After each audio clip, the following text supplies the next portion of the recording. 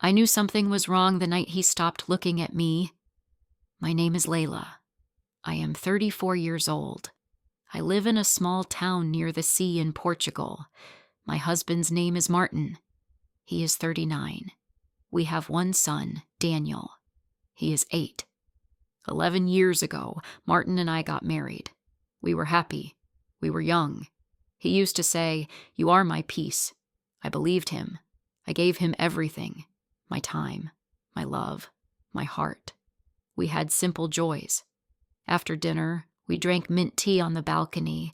We laughed at small things. We held hands and talked about our dreams. He looked at me like I was his whole world. But now he comes home, says hello with a tired voice, eats in silence, and watches TV. Then he goes to bed. Some nights, he doesn't even kiss me goodnight. I lie next to him, wide awake, looking at the ceiling. I wait for his arm to reach for me like before, but it never does. Weekends used to be family time. We played with Daniel, took walks by the sea, made pancakes together. Now Martin says, "I have meetings," or "I'm playing golf with work friends." He stays in his home office with the door locked. I knock sometimes. He says, "Later." But later never comes. I sit on the couch with Daniel, helping him with drawings, trying to smile. Inside I feel cold, like I'm watching my own life from far away. One day I made a plan. I sent Daniel to my sister's house. I cleaned the home. I made Martin's favorite food, lamb stew with rosemary and warm bread. I wore my blue dress, the one he said made my eyes shine. I put on perfume. I curled my hair. I waited. He came home late. He looked tired. He didn't notice the candles. He didn't say anything about the dress. He ate in silence. Then he said, "I'm going to bed." Long day. My heart broke quietly. I followed him into the room. I sat on the edge of the bed. He lay down, back to me, and closed his eyes. I looked at him and whispered, "Do you even see me anymore?" But he was already asleep. If you've ever loved someone who slowly stopped loving you back, if you've stayed silent because your tears were louder than your voice, you are not alone. Please like, subscribe, or leave a comment below. Maybe your story feels like mine. The next day, I sent Martin a message. "Can we talk tonight?" I waited for a reply. 2 hours passed. Then my phone lit up. One word. "Busy." My fingers went cold. I wasn't asking for much. Just a few minutes. A little space in his heart. But that heart was locked. Still, I waited. That evening, I stayed up. I didn't change clothes. I didn't wear makeup. I was tired. Tired of trying. When Martin walked in, I said softly, "Can we talk?" He sighed. "I'm tired, Layla. My head is full. I need to rest." But I looked at him with wet eyes and said, "Please, just sit with me." We sat on the couch. The air felt heavy. I looked down at my hands. Then I said, "You don't talk to me. You don't smile. You don't even look at me. What happened to us?" He didn't answer. I took a deep breath and asked the question I never wanted to ask. "Do you still love me?" He looked surprised. He rubbed his eyes. "Of course I do. I'm just tired. Work is hard. There's stress. I don't mean to hurt you." I wanted to believe him. I really did. But something inside me felt different. His words were soft, but they didn't hold me.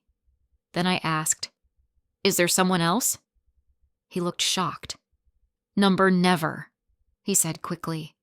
"I don't have time for anything else. I'm just busy." I swear he touched my hand. "I love you, Layla. Please be patient with me. I'll try to change." I nodded slowly. "Okay," I said. "I will wait." But inside, something was already breaking. Days passed, then weeks. I kept waiting. I reminded myself again and again, he said he loves me. He said he will try. So I waited with patience. I smiled when he came home, even when he didn't look at me. I cooked his favorite meals, even when he ate them like they had no taste. I asked about his day, even when he gave one-word answers. I tried to be soft. I tried to be kind. But inside, it felt like I was slowly becoming invisible. Daniel would ask, "Mama, why is Papa always working?" I smiled and said, "Because he wants to take care of us." But the truth was, I didn't know anymore. The man who once brought me flowers for no reason now barely noticed when I was crying. One evening, I planned a weekend away for just the two of us. I thought maybe a little time together, away from work, from everything, would help us. I looked at places online, picked a cozy hotel near the mountains, even saved money quietly from grocery bills. I was excited. I waited for the right moment and finally said, "Martin, I planned something for us. Just a weekend. Only us." He didn't even look up from his phone. "Not now, Layla," he said. "I have meetings, maybe next month." My voice disappeared before I could say another word. I nodded and walked away slowly. That night, the house felt darker than usual. Daniel was asleep. The air was still. I sat on the couch holding the booking confirmation in my hands. My fingers slowly crushed the paper as my heart began to accept what my mind didn't want to believe. Maybe I didn't matter to him anymore. Maybe I was just part of the background now. His wife, the mother of his child, the woman who once meant everything, had become something he passed by without noticing. I sat in the dark for hours. The silence was loud, pressing against my chest. I looked through my phone, opened our old photos. The smile on his face in those pictures was warm, full, real. The way he used to hold me, laugh with me, look at me like I was the only person in the world. I placed my hand on the screen and whispered, "Where did you go?" My eyes burned, but I did not cry. I had no tears left. I had been pouring them into the quiet corners of this home for too long. The next morning, I woke up early. The space next to me in bed was cold. Martin had already left. No kiss, no goodbye. I stared at the ceiling for a long time. I didn't want to get up. I didn't want to smile. But I had to. For Daniel. I made breakfast, played with him, told him stories. On the outside, I was calm. Inside, I was sinking. That evening, I decided to try one last time. I waited by the door. When Martin came in, I smiled, even though my heart wasn't in it. I said softly, "Do you want to go for a walk?" He looked tired, like always, and said, "Not now, Layla." "Maybe later." He didn't even notice my disappointment. He walked to his office and closed the door. I stood there, frozen, watching the door that now felt like a wall between us.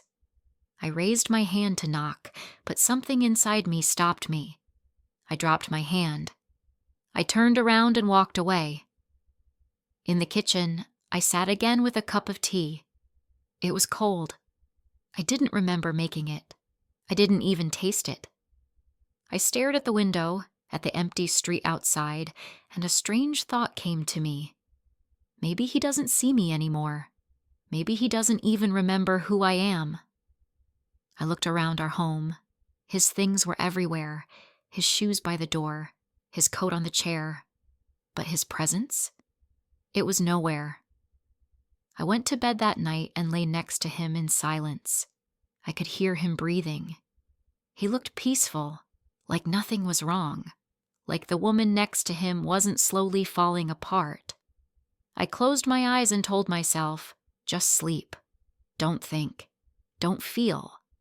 But my body didn't listen. My heart was too loud. I wanted to turn and scream, "Tell me the truth. Do you love me? Do you see me? Is there someone else?"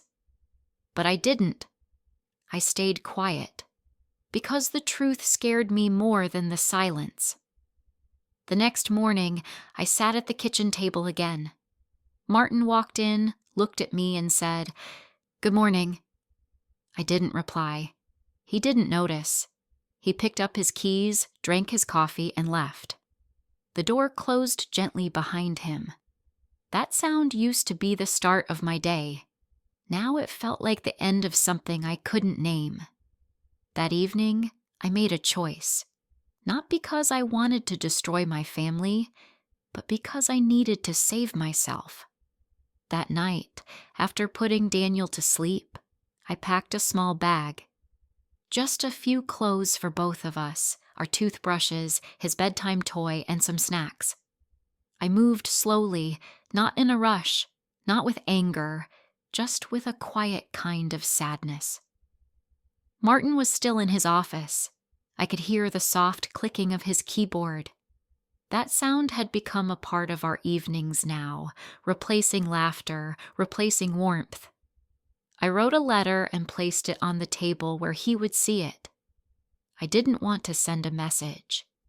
I didn't want to call. I wanted him to feel the weight of my silence for once. The letter was short. "I still love you, Martin. I still believe in what we once had. But I cannot be the only one trying. I feel alone beside you. I feel small. I waited. I believed. But now, I need to find myself again. This is not goodbye forever. But I can't stay and pretend. Not like this." I left the keys next to it. Then I picked up Daniel, kissed his forehead, and walked out of the house. The night was quiet. The air was cold. I held my son's small hand, and we walked into the darkness, not to escape love, but to find peace. We stayed at my mother's house. She asked no questions the first night. She only opened her arms and let me cry. Daniel was happy to see his grandmother. I watched him laugh, play, eat with joy, and I realized something painful. He didn't miss home. Not yet. Because even he had started to feel the distance. The love in our house had become quiet, like a radio playing in another room, too far to hear clearly. The next few days passed slowly. Martin didn't call. He didn't message. I kept checking my phone, hoping, fearing, waiting. I told myself I didn't want him to beg, but my heart ached for one word. Just one. After a week, he sent a message. Just 6 words. "I miss you. I miss Daniel." I stared at the screen for a long time. I read it again and again. The words were soft, but my heart couldn't feel them fully. Because pain changes the way you hear things. I replied, "We can talk." That evening, we met at a small cafe near the sea. It used to be our favorite place. The waiter smiled when he saw us. He didn't know we weren't the same people anymore. We sat at a corner table. The sky outside was turning orange. Martin looked tired, not just in the eyes, but in his body, like the weight of something had finally touched him too. He said he was sorry. He said he didn't know I was feeling that way. He said work took over his mind. He didn't mean to ignore me. He didn't mean to hurt me. I looked at him and tried to believe him. He asked me to come back. He said he would do better. He would be present. He would listen. He would try. I believed him once before, but I was tired now. I didn't give him an answer that day. I just nodded and said, "I need time." He agreed.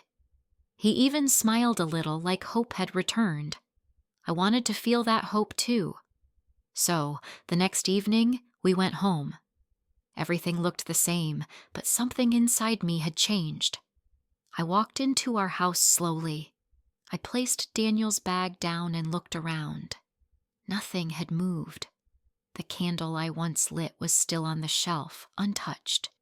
The shoes were still by the door, his jacket still on the chair. But the feeling was different. I was no longer trying to fix things with blind eyes. I had seen too much in the silence. That night, after dinner, Martin went to take a shower. His phone was on the table. I wasn't planning to look. I really wasn't. But the screen lit up. It was a message. I saw it by accident. Just one line. I miss you. Did you think about me today? My body froze. I stared at the words like they were knives. I didn't open the message. I didn't need to. My hands were cold. My heart stopped. In 1 second, the last pieces of hope fell to the floor like broken glass. He came out of the shower smiling. He said something, but I didn't hear it. I was still looking at the phone, at the lie, at the truth. He noticed my face. He saw the phone in my hand. For a moment, everything was quiet. Too quiet. I didn't scream. I didn't cry. I just asked, "Who is she?" His face changed. He didn't answer. I repeated slowly, softly, "Who is she, Martin?" He looked away. He didn't deny it. He didn't lie. He just said, "I didn't mean for it to happen." That sentence was worse than any lie. I stood there, holding the phone, holding the pain, and I realized something. Love does not always end with shouting. Sometimes it ends in a whisper. Sometimes it ends in the way someone avoids your eyes, or forgets to ask how your day was, or gives their smile to someone else. That night, I didn't cry beside him. I didn't touch his arm or ask him to explain.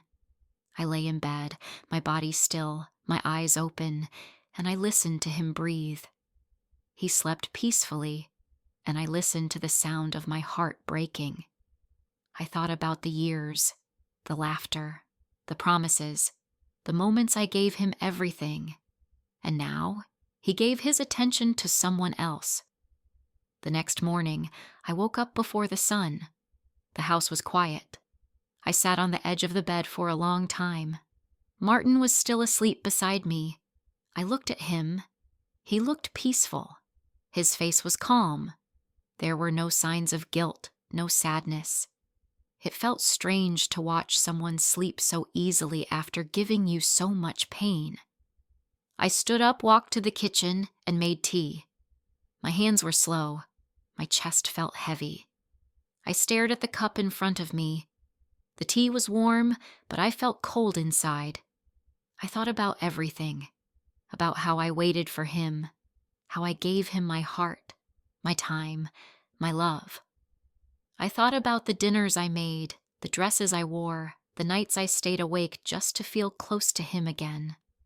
I remembered the soft moments, the early days of love, the first time he held my hand, the way he kissed my forehead when I felt sick. I remembered how he said I made him feel alive, but now those memories felt like stories from another life. When Daniel woke up, I smiled for him. I helped him dress. I made his breakfast. I packed his bag. He was excited to go to school. I walked him to the gate and kissed his cheek. He hugged me tight. "Will Papa come today?" he asked. I smiled and nodded, but my throat hurt. I said, "Maybe. Let's see." Then I walked back home alone. When I came back, Martin was in the living room. He had his phone in his hand.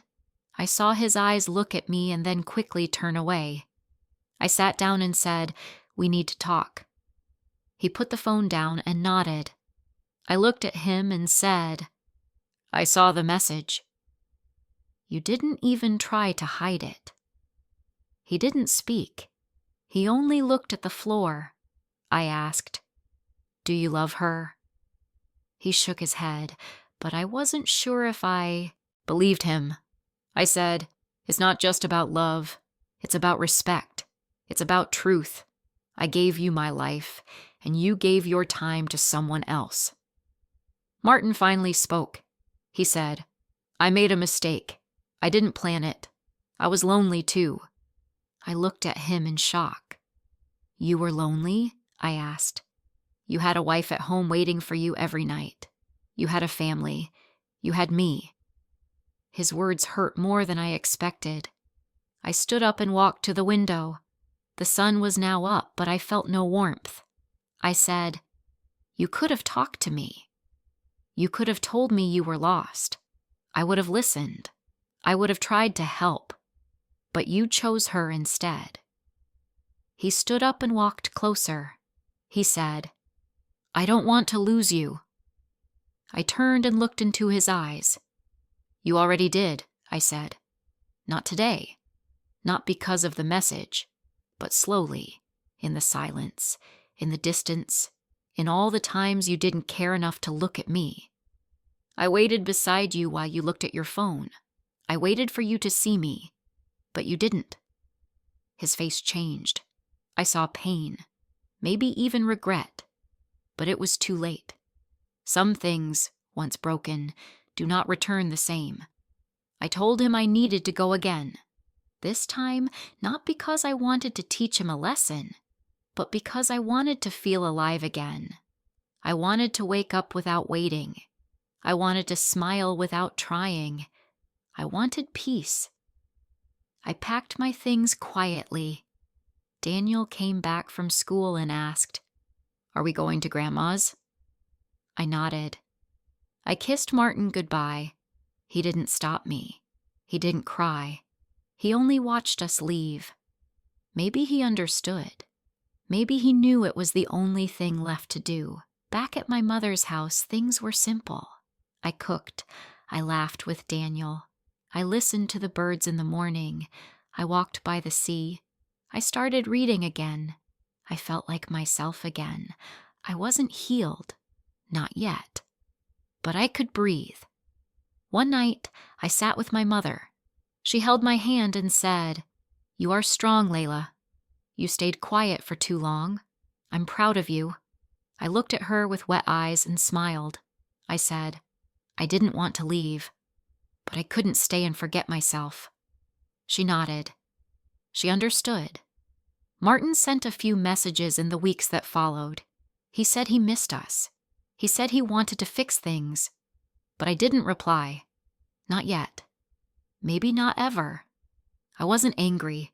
I was just done feeling small. Sometimes at night, I remember the good days. I still feel sad. But I do not regret leaving, because I chose peace. I chose truth. I chose myself. If you are waiting beside someone who no longer sees you, please remember, your heart is not a place for silence. You deserve to be loved loudly. And if your love becomes a whisper, it's okay to walk away. You are not alone.